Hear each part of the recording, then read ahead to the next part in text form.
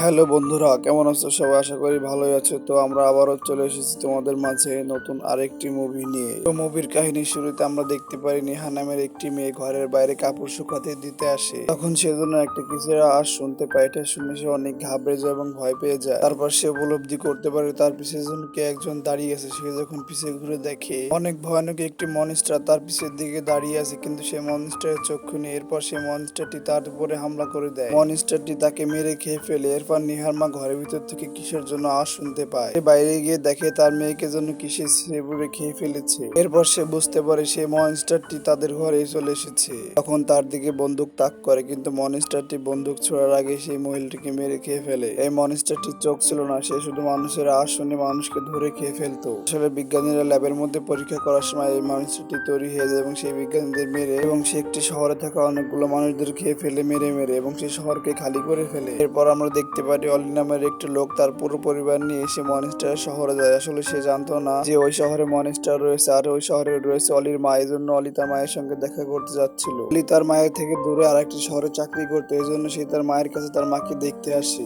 এরপর অলির স্ত্রী জিবা যখন তাদের বাসায় ঢুকে দেখে তাদের বাসায় ঢুকে বাসার মধ্যে কেউ না, চুপচাপ নির্জন। বাসার বেডরুম, ড্রয়িং রুম এবং বাথরুমের মধ্যে কোথাও কোনো জায়গায় কোনো লোক নেই। অলি তখন সবাইকে বলে মা হয়তো অসুস্থ হয়ে গিয়েছে, এর কারণে সে হয়তো হসপিটালে গিয়েছে, আমার মাকে হসপিটালে খুঁজে দেখতে পারি। অলি তখন তার মাকে খোঁজার জন্য গাড়িতে করে একটি হসপিটালে যায়, কিন্তু হসপিটালের মধ্যে গিয়ে দেখে কোথাও কোনো লোকজন নেই আর পুরো শহরে কোনো মানুষজন নেই। তারা এইগুলো দেখে অনেক ঘাবড়ে যায়। তারা যখন মানুষদের এদিক ওদিক খোঁজ করছিল দেখে একটি গ্লাসের উপরে মানুষের রক্ত ভরা হাতের ছাপ লেগে আছে। তারা আসলে বুঝতে পারছিল না এই শহরে মানুষেরা কোথায় গিয়েছে আর কি হয়েছে। এরপর অলির সামনে একটি লোক এসে দাঁড়ায়। সেই লোকটি অলিকে বলে তোমরা এখান থেকে চলে যাও, তোমরা হয়তো বেঁচে ফিরতে পারবো না, এই জন্য সময় থাকতে থাকতে তোমরা এখান থেকে চলে যাও। আর ওই লোকটার মাথার এক সাইডে ছিল খাওয়া, কিসের জন্য খেয়ে ফেলেছে, হয়তো জন্তু জানোয়ারে খেয়ে ফেলেছে। অলি এটা দেখে অনেক ভয় পেয়ে যায় এবং তারা ঘাবড়ে গিয়ে তারা আবার বাসায় ফিরে চলে যায়। এরপর অলির বড় মেয়ে লাইসা সে ওই শহরের একটি স্কুলের মধ্যে ঢুকে ঘুরে ঘুরে যখন দেখছিল, সে ওই স্কুলের মধ্যে ঢোকার সময় একটি শব্দ করা, সেই শব্দ শুনে মনস্টারটি ওখানে চলে আসে। এই মনস্টারটি যার শব্দ শুনতো সেখানে গিয়ে সেই মানুষটাকে খেয়ে ফেলতো। এই মনস্টারটির চক্ষু ছিল না, সে শুধু শব্দ শুনে মানুষদের কাছে চলে যেত এবং মানুষদের খেয়ে ফেলতো। তখন লাইসা বুঝতে পারে তার পিছের জন্য কি একটা দাঁড়িয়ে আছে এবং সে যখন পিছনের দিকে ঘুরে তাকায় দেখে তার সামনে অনেক ভয়ঙ্কর একটি মনস্টার এবং তার হাতে থাকা একটি বালতি মেঝেতে পড়ে যায়। এই শব্দটি শুনে মনস্টারটি আরো তার কাছে দিকে এগিয়ে আসে। তখন লাইসা হঠাৎ করে দেখতে পায় তার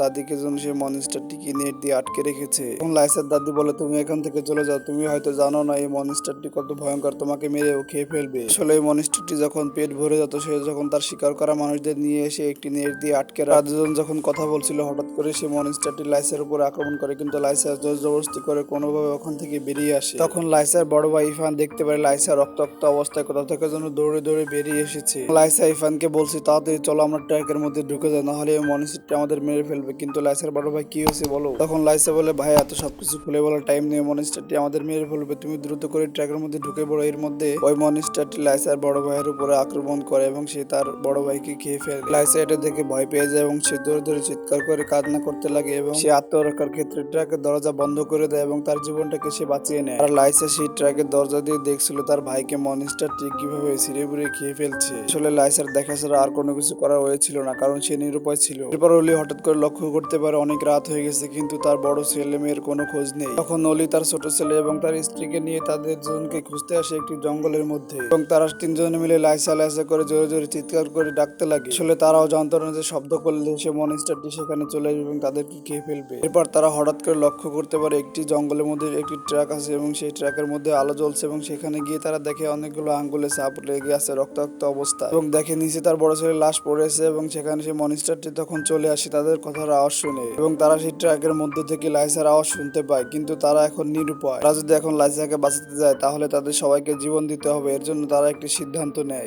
সবাইকে বলে তোমরা এখন নিলিবিলি থাকো এবং চুপ করে থাকো, অনেক রাত হলে আমরা লাইসাকে আবার ফিরিয়ে নিতে আসবো, আপাতত আমাদের এখান থেকে ফিরে যেতে হবে, না হলে আমাদের সবাইকে জীবন হারাতে হবে। তারপর অলি সবাইকে নিয়ে বাসায় চলে আসে এবং অলি অনেক গভীর রাত হওয়ার পরে সে সিদ্ধান্ত নেয় সে তার মেয়েকে একা বাঁচাতে যাবে। তখন সে চুপি চুপি তার মেয়ের কাছে চলে যায় এবং ট্রাকের দরজা খুলে দেখে তার মেয়ে অনেক রক্তাক্ত অবস্থায় বসে রয়েছে। লাইসাকে নিয়ে যখন অলি ট্রাক থেকে বেরিয়ে আসছিল মনস্টারটি তাদের ট্রাকের দরজা খোলার শব্দ শুনে সেখানে চলে আসে এবং অলি তার মেয়েকে বলে শোনো, আমি তোমাকে একটা কথা বলি, যাই কিছু হোক না কেন তুমি পিছনের দিকে তাকাবে না, তুমি দৌড়ে তোমার মায়ের কাছে চলে যাবে বাসায়। অলি সিদ্ধান্ত নেয় সে জোরে জোরে চিৎকার করবে এবং এই চিৎকার শুনে মনস্টারটি তাকে শুধু মারবে এবং তার পরিবারের কারো ক্ষতি হবে না। অলি জোরে জোরে চিৎকার করতে লাগে এবং মনস্টারটি সেখানে চলে আসে এবং অলি তার মেয়েকে বলে, তোমরা এখান থেকে বলো, তোমরা তোমার মায়ের কাছে বাসার মধ্যে চলে যাও। লাইজা তখন এক ধরে তার মায়ের কাছে চলে আসে এবং অপরদিকে অলিকে মেরে সেই মনস্টারটি মনস্টারের সঙ্গে করে নিয়ে চলে যায়। এরপর লাইসার ছোট ভাই জ্যাক হঠাৎ করে লক্ষ্য করে যে লাইসার হাত দিয়ে অনেকগুলো দাঁত বের হচ্ছে এবং সে বুঝতে পারে লাইসাও শিকার হয়েছে সে মনস্টারটির এবং লাইসাও পরবর্তীতে একটি মনস্টারের পরিবর্তন হবে। কিন্তু আর যাই কিছু হোক, লাইসা তো তার বোন, এই জন্য সে লাইসাকে অনেক সেবা যত্ন করছে, ওষুধ খায় এবং পানি পুনি খাওয়ায়। তখন লাইসাও বুঝতে পারে সে একটি মনস্টারে পরিণত হবে। এরপর সে একটি ছুরি নিয়ে তার হাত কেটে আত্মহত্যা করে মারা যায়। এরপর দেখা যায় অলির স্ত্রী অনেক ভয় পেয়ে যায় এবং ঘাবড়ে যায়। তারপর সে আল্লাহর কাছে প্রার্থনা করতে লাগে, হে আল্লাহ, তুমি আমাদেরকে উদ্ধার করো, আমাদেরকে বাঁচাও এই মনস্টারের হাত থেকে, না হলে আমাদের জীবন চলে যাবে। আর জ্যাক অনেক ছোট থাকার কারণে সেইগুলো দেখে অনেক ভয় পেয়ে যায়, ঘরের এক কোনায় বসে বসে অনেক কান্না করতে লাগে। এখন শুধু তাদের পরিবারের মধ্যে বেঁচে রয়েছে জ্যাক এবং তার মা। তারা বুঝতে পারছিল না এই শহর থেকে তারা কিভাবে বের হবে। এরপর জ্যাক এবং তার মা সিদ্ধান্ত নেয় তারা সেই স্কুলের মধ্যে যাবে যেখানে মনস্টারটি মানুষদের নিয়ে